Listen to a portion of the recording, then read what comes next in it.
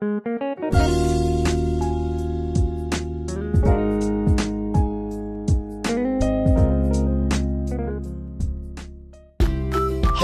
guys! A day in my life, so suck out W nga taga Davao naabot sa Bicol. For today's video guys, ayan. For today's video guys is magluluto tayo ng ginisang ampalaya na may itlog. Ayan. So, ginagawa ko dyan guys, sinati ko lang yung ampalaya tapos tinanggalan ko ng laman. Hindi natin isali yung buto-buto. Ay, buto-buto. Yung seeds niya, hindi natin isali yan. Tapos, hiwa-hiwain na natin siya ng manipis. Ayan. Hanggang sa matapos lang paghiwa.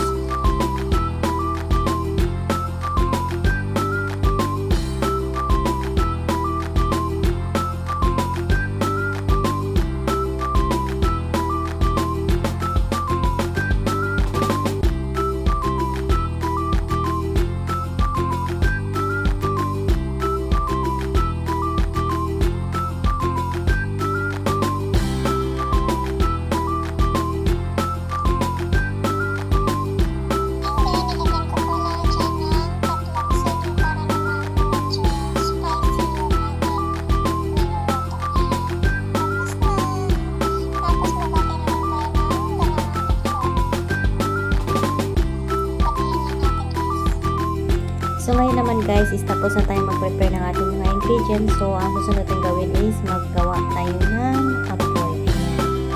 Ang bilis lang mag-ano niyan guys. Umapoy. Basta tuyo yung ating panggato. Mabilis lang gumawa ng apoy dyan. Ayan. Ayan na, ilagay na natin yung ating kawali.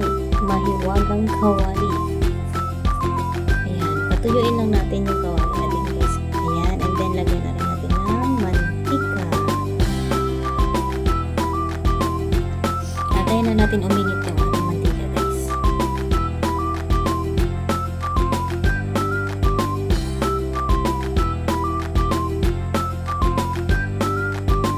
And then, pag uminit na yung mantika, ilagay natin yung ating garlic. Ayan. Ilagay ko na yung ating garlic. Tapos yung sibuyas or onion. Igisa lang natin hanggang sa mag-golden brown.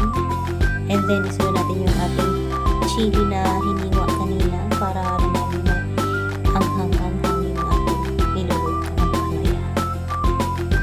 And then, pag golden brown na yung ating sibuyas at garlic, isunod na natin yung ampalaya. Ayan, ilagay na natin yung ampalaya. Imikos-mikos lang natin para magpantay yung kanyang luto niya. Ayan, ilagyan lang natin ng magic sarap. Magic sarap, Bakenaman, charot. Ayan, and then lagyan na rin natin ng tuyo or ng soya sauce. Ayan. Mikos-mikos lang din natin ulit. Ayan. Tapos takpan natin hanggang sa maluto yung ating ampalaya.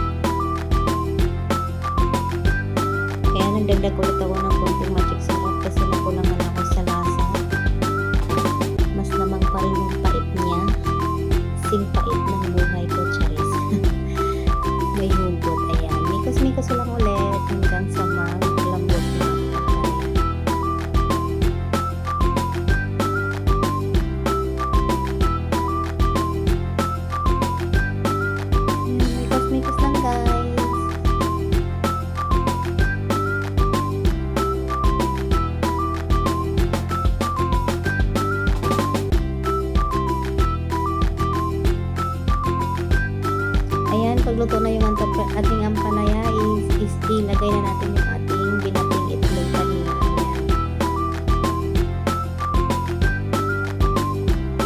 Binuhos na natin yung itlog, tsaka ayan, ipantay natin yung ampalaya para lahat may itlog. And then, rest lang saglit, tapos pag medyo tumigas-tigas na yung itlog, ayan, balik ta rin na natin, ayan, diba?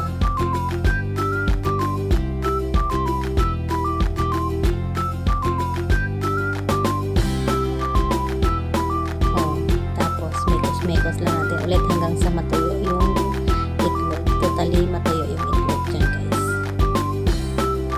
Ganun lang siya, guys, kadali magluto ng ampalaya with egg. Sa mga hindi pa alam dyan, charis, posible naman hindi alam. Siguro sa mga hindi marunong magluto, ganun. Ayan, guys, luto na ang ating itlog. Ampalaya with egg. Ayan. Thank you for watching, guys. I hope you enjoy watching. Don't forget to like and share and subscribe my YouTube channel. Bye, guys. Bye-bye.